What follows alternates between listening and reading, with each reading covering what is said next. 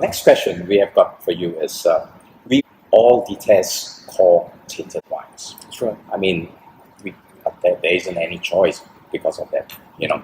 But what, in your opinion, that you dislike in a wine?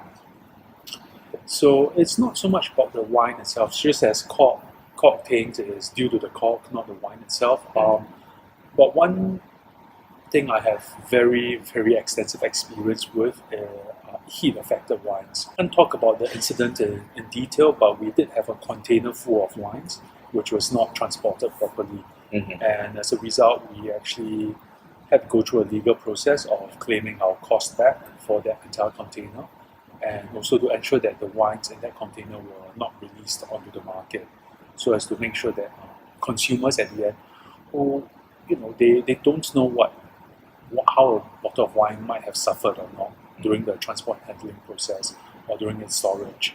So I would say heat affected, poorly sourced, poorly stored wines is a real bugbear for me, especially in the Singapore market.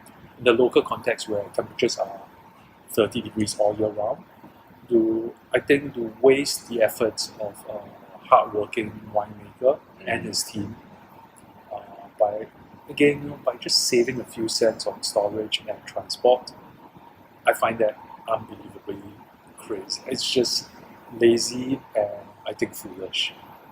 So your advice is always keep it in a cool place, be it in a car, make sure it's in the front seat and not at the boot, that kind of thing. Oh yeah, I would say that's very important. Again, it only takes a very short period of time. Yeah, a couple of hours. That's right, for wine to be affected by heat. So again, it's very important if you're buying from a merchant, to make sure that it's properly sourced and that the merchant has a reputation for handling their wines correctly. It's very important, yeah. And if you're buying at a restaurant, with a reputable restaurant that again takes care in storing their wines properly, rather than leaving it out behind the bar counter on the shelves. Or in the kitchen without any right. proper cooling device. Precisely. Another question for you, which I think will be very interesting to know. If you were to have your last drop of wine before you leave this world, what would be your choice? I need a few seconds to think about this carefully. Take your time, sit here.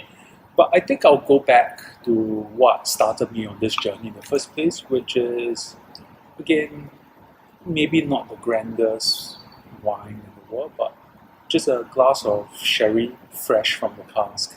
Because that's what got me started, and I'd like to end with it as well. End with it as well. Thank you so much. Thank you.